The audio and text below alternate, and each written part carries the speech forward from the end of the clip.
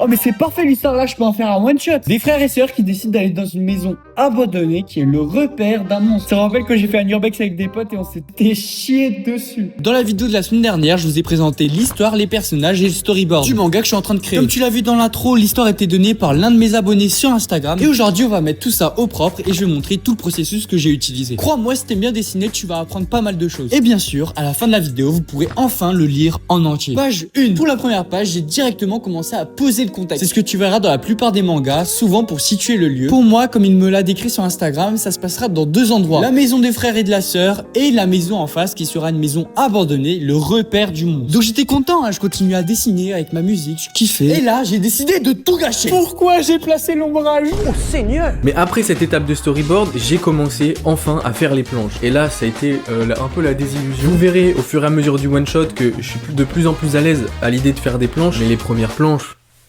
Oh mon dieu! Hugo, je suis d'accord avec toi, hein, vraiment. Mes premières planches, plus la merde. Ancrage dégueulasse, j'avais jamais fait de one shot silencieux, donc c'était une première. Il y avait rien qui allait, c'est tellement réel ce qu'il dit. J'en ai jamais fait de l'ancrage et c'est pas pour rien. Ah, je n'aurais pas dû. Ça a alourdi l'image, je reconnaissais pas que c'était des maisons. Mais bon, c'est en faisant des erreurs qu'on apprend. Les premières pages, je vais pas te les faire une par une, donc je vais t'expliquer les difficultés que j'ai eues. Déjà, faire les mêmes visages d'un personnage, en plus sous différents angles. Ah, j'ai jamais vu un truc aussi dur. En gros, je t'explique, tu dois dessiner les caractéristiques qui fait qu'on le reconnaît. Par exemple, la forme des yeux, la forme de la bouche, la forme de la tête. Mais moi, je m'étais jamais entraîné à ça. Du coup, plus j'avançais dans l'histoire, plus mon perso se retrouvait avec la gueule de Tasmanie. Ah, j'ai pas compris. C'est pour ça, entraîne-toi à dessiner les personnages que t'aimes sous différents angles avec une seule image. Après ça, pour chaque planche, j'ai utilisé la règle de composition.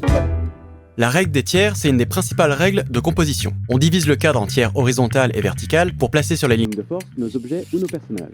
Comme d'habitude, c'est plus une ligne directrice pour vous aider qu'une véritable règle. En vrai, là, il explique simplement, mais t'as encore tellement d'autres règles à apprendre. Mais pour commencer, quand t'es débutant, faut vraiment se concentrer sur la base des bases, ce qu'il va expliquer là. Il faut l'utiliser n'importe où, que ce soit pour tes one-shots ou même tes illustrations. Quand on cadre le visage d'un acteur, c'est pas forcément choquant de couper le haut de sa tête. Par contre, son menton doit rester dans le cadre. On place donc souvent les yeux sur la ligne horizontale supérieure, en gardant de l'espace à droite s'il regarde à droite, ou à gauche s'il regarde à gauche. Ça, là, ce qu'il est en train de dire, je l'ai vraiment appliqué pour chaque planche. Par exemple, sur la première planche, tu vois les deux maisons qui sont face à face, et je les ai placées sur les lignes de force. Donc là où l'œil est directement attiré. Tu vois, tu peux simplement commencer comme moi j'ai fait, et petit à petit aller dans le compliqué, avec toutes les autres règles qui existent. Si tu te demandes pourquoi il faut utiliser ces règles, il faut que tu vois ton histoire comme un film, et toi t'es le photographe et tu viens de prendre les photos au bon moment, au bon endroit. Et puis même pour placer tes persos, ça va t'aider. Si ça intéresse des gens, je vous mets un PDF gratuit de tout ce que j'ai pu retenir des vidéos que j'ai regardées. Pour les pages suivantes, c'est là où j'ai commencé à avoir quelques difficultés. Il fallait faire comprendre comment et pourquoi il allait dans la maison en face. Mais sans les faire parler, puisque le but d'un one-shot silencieux, c'est de se concentrer sur l'histoire sans faire parler les personnages. Ça, j'ai simplement fait 7 pages. Qui permet de faire comprendre que le frère va aller dans la maison en face. Il montre du doigt, elle est surpris, et là, on voit la maison directement, avec le doigt qui pointe la maison. Moi, je trouve ça très clair, dites-moi ce que vous en pensez. Et pour faire comprendre qu'ils partent de leur maison pour aller dans la maison en face, j'ai fait prendre au frère plusieurs objets. Une lampe, un sac à dos, et il ouvre la porte comme s'il allait sortir. Bien sûr, si t'as regardé ma vidéo de la semaine dernière, tu connais la musique. Ici, j'ai placé des petites cases pour accélérer le rythme, montrer qu'il y a une suite de mouvements. Et n'hésite pas à utiliser cette méthode dans ton propre manga. De mon côté, plus j'avançais et plus je voyais mon niveau diminuer. Pourtant, on m'a dit, Malo, fais des planches, tu verras ton niveau augmenter. Donc j'ai dit stop. J'ai fait une pause sur les pages et je me suis concentré à améliorer mon niveau en dessin. Et j'ai repris les bases des bases. Comme je t'ai dit, j'avais du mal à faire les visages. Et en me baladant sur les réseaux, je tombe sur cette vidéo. Perspective applies to drawing anything, including humans. Non, là c'est trop grave. Je viens de capter que j'ai jamais utilisé la perspective pour les visages. Comment ça mon ref? Est-ce que c'est pas...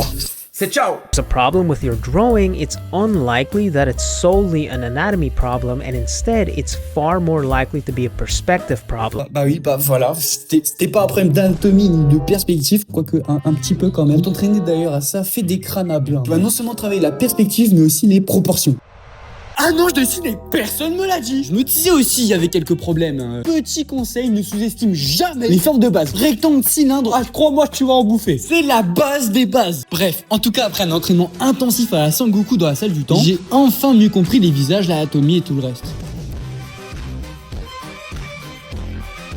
J'ai donc pu continuer les planches en étant plus fier de ce que je produis. Je vous avais dit quoi? Tu verras que les visages étaient beaucoup mieux à partir de la 6e planche. Sur la 6e planche, j'ai voulu mettre une forte perspective pour la maison pour montrer à quel point la maison est oppressante et que t'as pas envie de rentrer dedans. Avec les deux personnages qui regardent vers le haut pour montrer la sensation de grandeur de la maison. Pour ça, si tu veux savoir, je me suis inspiré d'une planche connue de My Hero Academia lorsqu'il arrive devant le lycée UA. Ensuite, arrive le moment où ils entrent dans la maison. Et là, nouveau problème. Encore. Ça fait beaucoup là, non? J'ai jamais dessiné de texture. Que ce soit bois à briques ou n'importe quoi, j'en ai jamais dessiné. Et du coup, ça a donné ce rendu dégueulasse, lourd et surchargé. Ah, j'ai trop le seum. Ce qu'on appelle le Terminator. Et c'est souvent là qu'on va voir le plus la texture.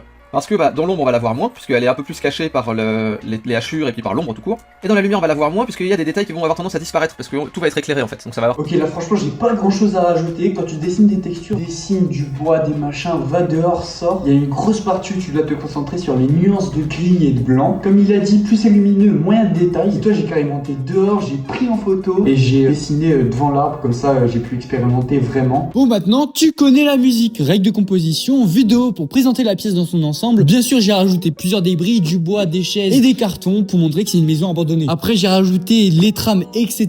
Comme tu peux voir sur chaque planche. C'est tellement compliqué, je peux en faire une vidéo à part. D'ailleurs, dans cette planche, j'ai caché un petit détail qui annonce la suite de la scène. Dis-le-moi en commentaire si tu l'as vu. Pour la suite, j'étais plutôt content, hein. À force de faire des pages, mon niveau il a drastiquement augmenté. Par exemple, la page là, c'est pour faire comprendre qu'il a une idée derrière la tête. À partir de cette page, j'ai rajouté une trame en dégradé vers le noir pour montrer qu'on entre dans une phase de stress avec le personnage. Puisque ensuite, toutes les pages auront un fond noir pour émerger le lecteur avec le personnage et ressentir ses émotions. Et pour les deux dernières pages, je vous laisserai aller le lire. Je vous ai mis les liens en description. Vous aurez toutes les planches au complet. Elle m'a pris énormément de temps, 3 mois avec la création du one shot, etc. Je vous demande juste un truc, donnez en commentaire des critiques mais constructives par rapport au one shot. C'est mon deuxième, ça fait qu'un an que je dessine. Et si t'as pas tout compris de cette vidéo, c'est parce que t'as pas vu la partie 1 où j'explique l'histoire, la création des persos, etc. les premières parties. Donc je vous mets tout ça dans la description. Notre histoire, notre manga. Abonne-toi, like. Ciao.